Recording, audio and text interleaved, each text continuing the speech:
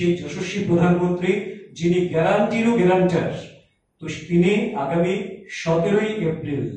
রাজ্যে নির্বাচনের শেষ প্রচার যেদিন নির্ধারিত রয়েছে, বিকেল 4টায় প্রচার শেষ হবে। 17ই এপ্রিল দুপুর 1টায় তিনি স্বামী বিবেকানন্দ ময়দানে আসবেন, ত্রিপুরাবাসীকে সম্বোধন করবেন এবং এই উপলক্ষে ভারতীয় জনতা পার্টি ত্রিপুরা প্রদেশ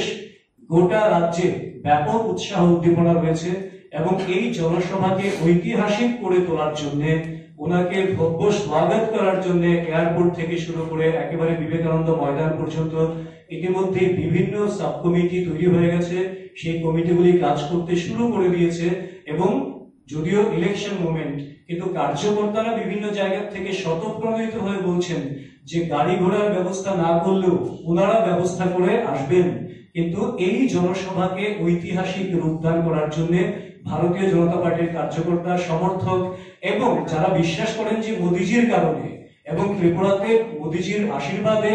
ডাবল ইঞ্জিনের যে সরকার রয়েছে, এই যৌথ সরকারের কারণে ত্রিপুরা উন্নয়নের নতুন শিখরে উচ্চ মাত্রায় পৌঁছচ্ছে দিনের পর দিন, সেই সমস্ত সমর্থকরাও এখানে আসার জন্য